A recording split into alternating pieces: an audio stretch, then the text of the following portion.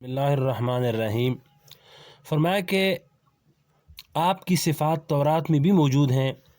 बहरहाल हज़रत अब्दुल्ला बिन अमर बिन अल-आस रज़ी अल्लाह ने फरमाया कि हाँ, मैं बताता हूँ नबी अलैहिस्सलाम की सिफ़ात। अल्लाह की कसम, हजूर सल्लल्लाहु अलैहि वसल्लम की बाज़ सिफ़ात तौरात में ऐसी मज़कूर हैं जो कि कुरान पाक में भी मज़कूर हैं। फिर उन्होंने कुरान पाक की आयत तिलावत फरमाई, या अय्युहन नबी इन्ना अर्सलनाका शाहिदन व मुबश्शिरन व नज़ीरा, ए नबी, हमने आपको गवाह बनाकर और खुशखबरी देने वाला और डराने वाला बनाकर भेजा। गवाह बनाने का मतलब ये है कि अल्लाह ताला फरमाते हैं कि क़यामत के दिन आप सल्लल्लाहु अलैहि वसल्लम गवाही देंगे कि इस उम्मत को अल्लाह ताला की तौहीद का पैगाम दिया गया था, तो किसने इस पर अमल किया और किसने नहीं किया, इस बात की गवाही देंगे। व मुबश्शिरा, और नबी करीम सल्लल्लाहु अलैहि वसल्लम लोगों को जन्नत की खुशखबरी देने वाले होंगे। व नज़ीरा, और जहन्नम से डराने वाले होंगे। ये आयत कुरान करीम की तिलावत फरमाई। फिर आगे तौरात की इबारत पढ़कर सुनाई, जिसका तर्जुमा है कि यानी हजूर अक़दस सल्लल्लाहु अलैहि वसल्लम अनपढ़ लोगों के वास्ते निजात दहिंदा बनकर आएंगे। उम्मी का लफ्ज़ ख़ास तौर से लक़ब के तौर पर अरबों के लिए बोला जाता था, इसलिए कि इनके यहाँ लिखने पढ़ने का रिवाज नहीं था। तो ये तौरात में था कि उम्मियों के लिए निजात दहिंदा बनकर आएंगे। आगे फरमाया, व अंत अब्दी व रसूली, यानी अल्लाह ताला इस वक़्त तौरात में फरमा रहे हैं कि ए नबी मोहम्मद सल्लल्लाहु अलैहि वसल्लम, तुम मेरे बंदे हो और पैगम्बर हो।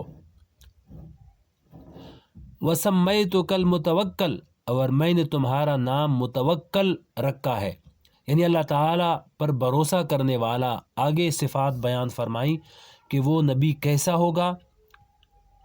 फरमाया, लैसा बिफ़ज़ वला गलीज़, वो ना तो सख्त गू होगा और ना सख्त तबीयत वाला होगा।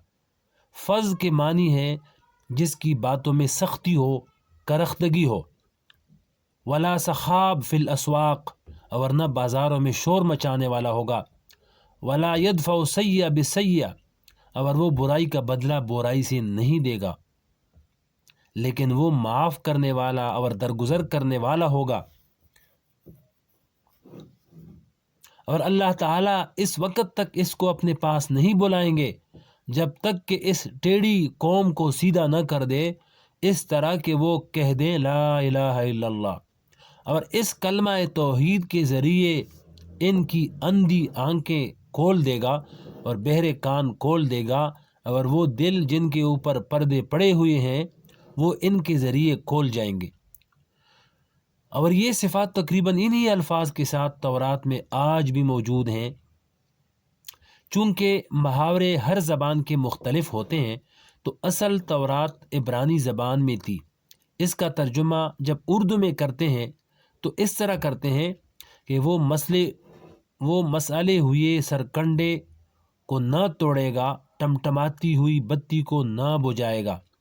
और इब्रानी ज़बान के मुहावरे में तर्जुमा इस तरह करते हैं कि वो किसी बुराई का बदला बुराई से न देगा और अफू दरगुज़र से काम लेगा, और इसके आगे पत्थर के बुत ऊंधे मुँह गिरेंगे।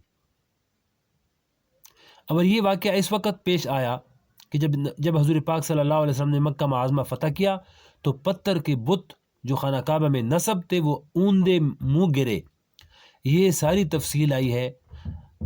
तो उसमें से फरमाते हैं कि मैंने जो इज़हारुल हक़ का तर्जुमा बाइबल से कुरान तक के नाम से किया है, इसके तीसरी जिल्द का छठा बाब इन्हीं बशारतों पर मुश्तमिल है। मैंने दो कालम बनाकर एक कालम में बाइबल की इबारत, दूसरे कालम में वो अहादीस लिखी हैं जिनमें हज़ूर अक़दस सल्लल्लाहु अलैहि वसल्लम की सिफ़ात आई हैं। फिर इनको मवाजना करके दिखाया कि बाइबल में ये आया है और कुरान करीम में या अहादीस में ये आया है। तो इतनी तहरीफ़ात के बावजूद आज भी ये सिफ़ात बाइबल में बाकी हैं। लेकिन जिस गरज से इमाम बुखारी रहमतुल्लाह अलैहि ये हदीस लेकर आए हैं वो ये है कि हज़ूर अक़दस सल्लल्लाहु अलैहि वसल्लम के जो हालात पिछली किताबों में बयान हुए वो क्या थे, और इस पेशनगोई में जो आप सल्लल्लाहु अलैहि वसल्लम की इम्तियाज़ी सिफ़ात हैं और सबसे ज़्यादा अहमियत की हामिल हैं वो क्या हैं। وہ یہ ہے کہ آپ صلی اللہ علیہ وسلم کرخت نہیں ہے اور ترش مزاج نہیں ہے اور برائی کا بدلہ برائی سے نہیں دیتے۔ یہ سنت ہے نبی کریم صلی اللہ علیہ وسلم کی۔ حالانکہ اللہ جل شانہ نے شریعت میں اجازت دی ہے کہ اگر کسی شخص نے تمہارے ساتھ برائی کی ہے تو جتنی برائی کی ہے اتنا بدلہ لے سکتے ہو۔ ایک تمانچہ مارا ہے تو تم بھی اتنے ہی زور سے ایک تمانچہ مار سکتے ہو جتنا زور سے اس نے مارا، اس سے کم و بیش نہ ہو۔ اس کی اجازت ہے، لیکن اجازت ہونا اور بات ہے، اور آپ صلی اللہ علیہ وسلم کی سنت ہونا اور بات ہے۔ آپ نے ساری عمر کبھی کسی شخص سے اپنی ذات کا بدلہ نہیں لیا۔ یہ بھی نبی کریم صلی اللہ علیہ وسلم کی بڑی عظیم الشان سنت ہے۔ ہم نے سنتوں کو چند ظاہری سنتوں کی حد تک محدود کر لیا ہے۔ مثلا سنت ہے کہ مسواک کرنا چاہیے، داڑھی رکھنی چاہیے اور ظاہری وضاقتہ سنت کے مطابق کرنی چاہیے۔ یہ سب سنتیں ہیں، ان کی اہمیت سے بھی جو انکار کرے وہ سنتوں سے ناواقف ہے، لیکن سنتیں اس حد تک محدود نہیں ہیں۔ عام تعلقات اور معاملات میں نبی کریم صلی اللہ علیہ وسلم کا جو طرز عمل تھا وہ بھی آپ صلی اللہ علیہ وسلم کی سنت کا ایک بہت بڑا حصہ ہے، اور جس اہتمام کے ساتھ دوسری سنتوں پر عمل کرنے کا دل میں داعیہ اور جذبہ پیدا ہوتا ہے، اس سے بھی زیادہ اہتمام کے ساتھ اس سنت پر عمل کرنے کی فکر کرنی چاہیے کہ برائی کا بدلہ برائی سے نہ دیں، بلکہ برائی کا بدلہ حسن سلوک سے دیں، سنت کے مطابق اچائی سے دیں۔ اب ذرا ہم اپنے گریبانوں میں جھانک کر دیکھیں کہ ہم اس سنت پر کتنا عمل کر رہے ہیں۔ ہمارے ساتھ اگر کسی نے برائی کی ہے تو کتنا انتقام کا جذبہ دل میں پیدا ہوتا ہے اور کتنی اس کو تکلیف پہنچانے کی کوشش کرتے ہیں۔ اگر غور کرو تو معاشرے کے فساد کا بہت بڑا سبب یہ ہے کہ ہم نے نبی کریم صلی اللہ علیہ وسلم کی اس سنت کو چھوڑ دیا ہے۔